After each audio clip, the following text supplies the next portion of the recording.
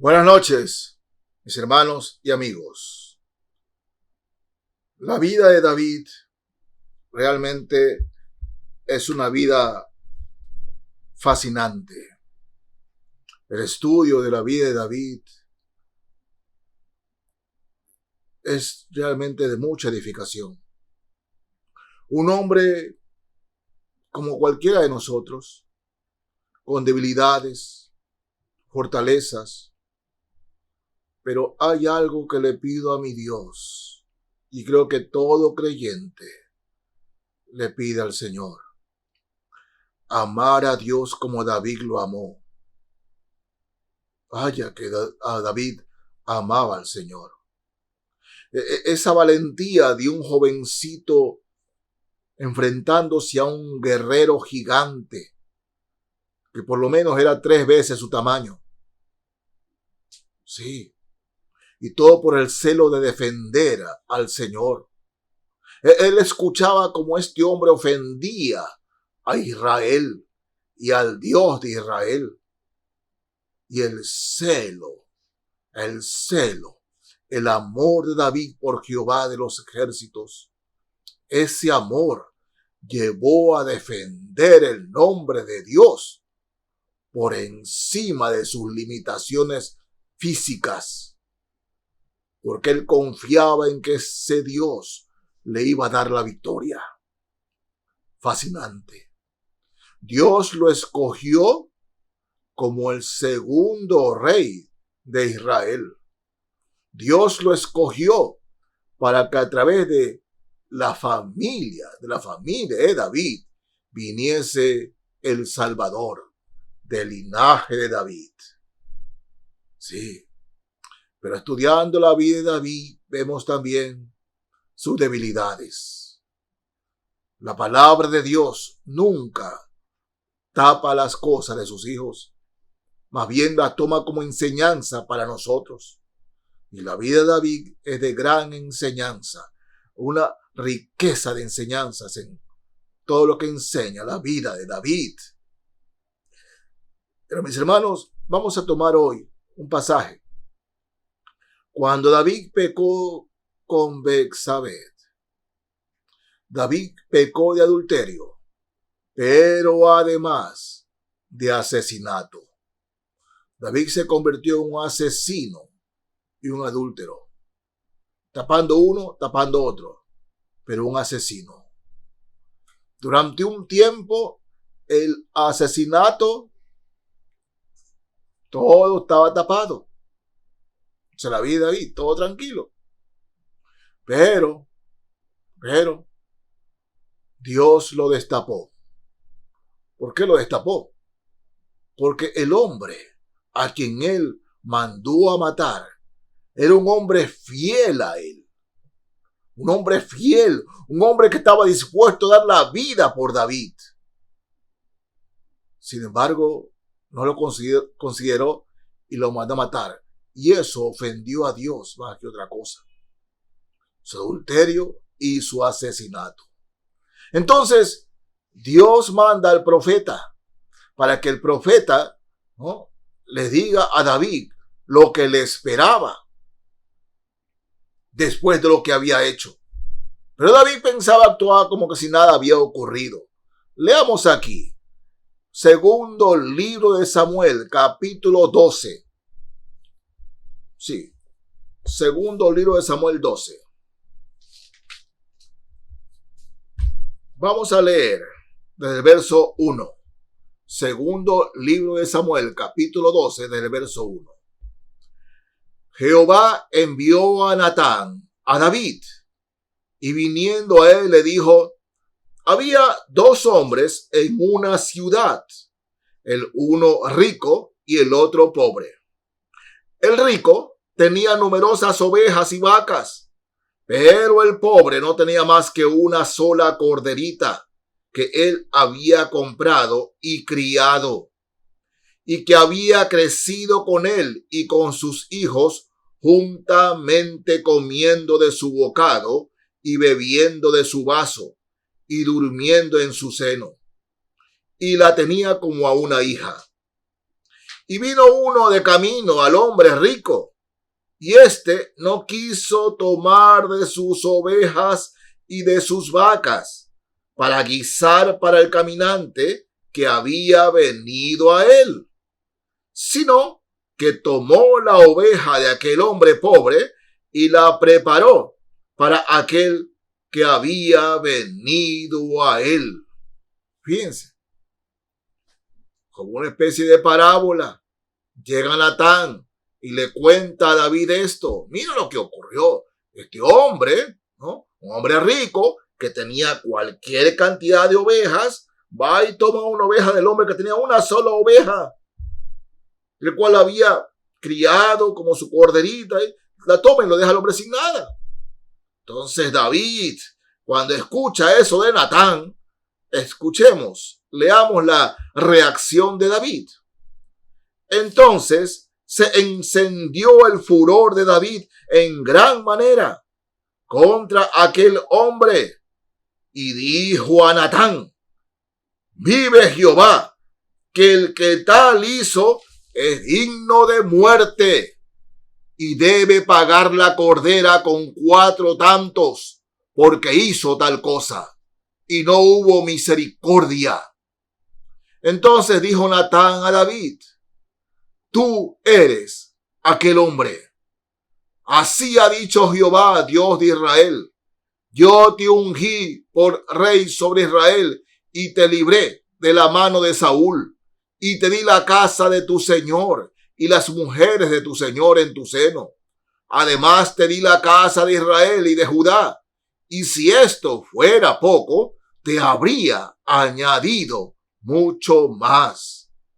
¿Por qué, pues, tuviste en poco la palabra de Jehová, haciendo lo malo delante de sus ojos? A Urías Heteo heriste a espada y tomaste por mujer a su mujer y a él lo mataste con la espada de los hijos de Amón. Miren, es tremendo lo de David, hermanos. Es tremendo lo de David. Porque, ¿saben? David es un hombre común y corriente, como nosotros. Como nosotros. Cuando Natán le cuenta esto, él se enciende y dice: ¿quién fue? ¿Quién fue? El tal hombre merece la muerte. Yo me imagino la expresión de David cuando Natán lo queda mirando y le dice: tú eres ese hombre. Tú eres ese hombre. Tú eres el que tomó la corderita. Tú eres aquel que se llevó la corderita y hasta mataste al dueño. Fuiste tú, eres tú, David, eres tú.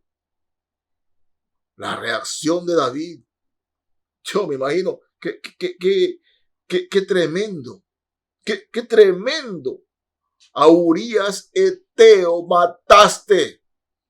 No solo te llevaste a su esposa, sino que mataste a su esposo. Es tremendo, hermanos. Hermanos y hermanas, cuando nosotros pensamos que lo que hacemos no repercute en los demás, cuando nosotros pensamos que lo que hacemos solo nos compete a nosotros, es mi vida, déjame hacer lo que quiera, es mi vida, yo hago lo que quiera con mi vida, su vida siempre afecta a los demás, siempre.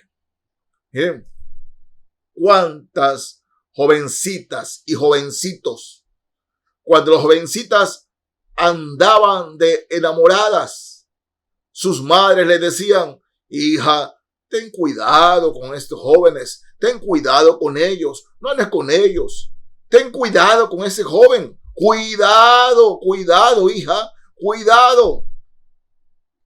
La mayoría de las veces, las hijas le dicen: mamá, es mi vida, mamá. Déjame vivir mi vida. Yo hago lo que quiero, no te preocupes. Yo sé lo que hago. Regresan donde la madre embarazada. Y resulta que lo que era la vida de ellos repercute en la madre ahora, porque la madre tiene que cuidar a su niño o su niña. Sí, las abuelas se crían a sus nietos, porque las niñas tienen que terminar su carrera, tienen que tener su trabajo. Entonces las abuelas son las que tienen que cargar con eso. Y no tomando en cuenta que muchas veces las abuelas o los abuelos tienen que cargar con el sostén y el mantenimiento de la niña, el niño, ¿sí?, de su nieto o nieta. Tienen que cargar con eso. Solo porque las jovencitas en su momento pensaban y dijeran, no, si es mi vida, mamá, yo hago lo que quiero, mamá. Es lo que yo quiero, mamá. Yo hago lo que quiero. Es mi vida, mamá. No te metas en mi vida. O los jovencitos que el papá o la mamá le dicen, ten cuidado, hijo. Ten cuidado con ella. Cuidado. Y en el argot, ¿no?, lo que dice, cuidado, vas a meter la pata. Cuidado. Sale embarazada la chica. Papá, mira, está embarazada y ahora, ¿no? Pero hijo, tú me dijiste que era tu vida, que tú sabías lo que hacías, ¿no?, y que no me metes en tu vida. ¿Y ahora qué hago yo? Papá, es que tengo que darle y terminan sus carreras. O el papá y mamá tienen que apoyarla, ayudarle para sostener al nieto, al hijo de la criatura que alguna vez mencionó que era su vida y que podía hacer lo que le daba la gana porque era su vida. Podía hacer con su vida lo que le da la gana. No, hermanos, no. Nosotros no somos islas. Lo que usted y yo hacemos repercute para bien o para mal en los demás. Sí, tiene influencia para bien o para mal en los demás.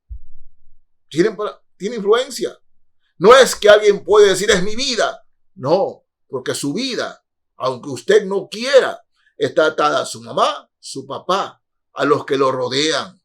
Y lo que usted hace afectará negativamente o positivamente a los demás. Si usted hace una acción buena, si su vida es buena, inteligente, sabia delante de Dios, lo que usted hace siempre bendecirá a los demás. Siempre será de bendición. Pero si usted es de aquel o de aquellos que piensan, es mi vida, con mi vida yo puedo hacer lo que quiero. No. Miren lo que ocurrió con David. Seguimos. Segunda de Samuel 12. Ahora versos 10 y 11. Segundo libro de Samuel 12, versos 10 y 11. Por todo lo que hizo David, Natán le dice, por lo cual ahora no se apartará jamás de tu casa la espada, por cuanto me menospreciaste y tomaste la mujer de Urías Heteo para que fuese tu mujer. Así ha dicho Jehová, he aquí, yo haré levantar el mal sobre ti de tu misma casa y tomaré tus mujeres delante de tus ojos y las daré a tu prójimo, el cual yacerá con tus mujeres a la vista del sol. Hermanos, todo esto se cumplió por lo que hizo David. No solamente fue el daño para David, sino el daño para su descendencia, para su familia. Así es, mis hermanos. David fue perdonado, pero las consecuencias de lo que David hizo repercutió en su familia, repercutió en sus hijos. Su hijo Absalón, ¿no?, tomó una de las mujeres de David. Sí, las tomó. Su hijo Absalón quiso matarlo. Pero David siempre tuvo aquí y aquí que eso era consecuencia de lo que Dios lo había disciplinado y castigado. Por eso, hermanos, en la fe, siempre que vayamos a tomar una decisión, no pensemos en nosotros mismos, sino que pensemos lo que yo voy a hacer, lo que yo voy a decir, cómo repercutirá en los demás, cómo repercutirá en los que me rodean. ¿Cuáles serán las consecuencias? ¿Cuáles serán las consecuencias? Sí, la palabra del Señor nos dice que tenemos dominio propio. Dios nos ha dado el don, dominio propio. ¿Y qué significa dominio propio? Bueno, en el griego significa pensar antes de actuar. Pensar antes de actuar. David no pensó. Él era el rey. Él era el dueño de todo. Él decía y se hacía. Y menospreció los mandatos del Señor. Y obtuvo las consecuencias. Tremendas. Tremendas. Hermanos y hermanas, en el nombre de Jesús, pensemos siempre antes de actuar. Sí, nosotros nos equivocamos. Y quien les habla no está libre de eso. No está libre de eso. Pero cada día me levanto y le pido a Dios misericordia y gracia para que las decisiones que tome en ese día, sean de bendición. Más que para mí, para los que me rodean. Que pueda ser de bendición en mi familia. Que pueda ser de bendición en la iglesia. Que realmente sea de bendición. Y para gloria del Señor lo que haga. Cada día. Porque lo que el Espíritu Santo escribe aquí con respecto a la vida de David es como un ejemplo para que sus hijos miremos eso y sepamos qué hacer y qué pedirle al Señor.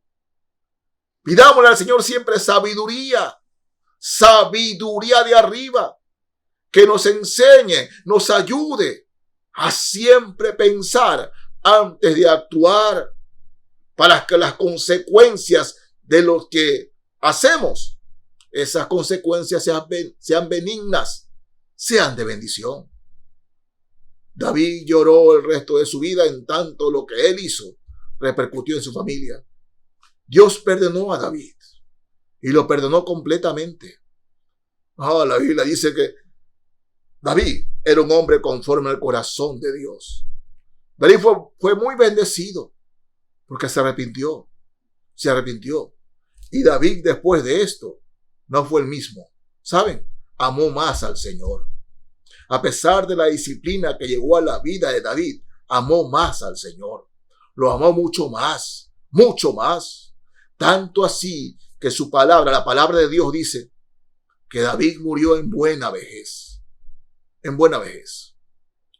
Hermanos en la fe, si hemos tomado decisiones que le han hecho daño a nuestra familia, que han hecho daño a otros, hermanos míos, es momento de decirle, Señor, perdóname.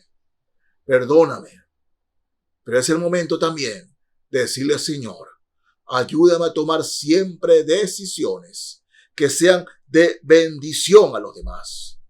En Gálatas, capítulo 6, quiero leerles aquí, Gálatas 6 al 8. Fíjense, Gálatas 6 al 8. Dice así la palabra de Dios. El que es enseñado en la palabra, haga partícipe de toda cosa buena al que lo instruye. Hermano mío, si tiene usted un pastor, un maestro, que le enseña la palabra, y usted es bendecido por ella, bueno, bendígalo. En cualquiera de las formas. Sí, en todo sentido. Usted bendiga a su pastor, bendiga a su maestro. Verso 7. No os engañéis, Dios no puede ser burlado, pues todo lo que el hombre sembrare, eso también segará. Porque el que siembra para su carne, de la carne segará corrupción, mas el que siembra para el espíritu, del espíritu segará vida eterna.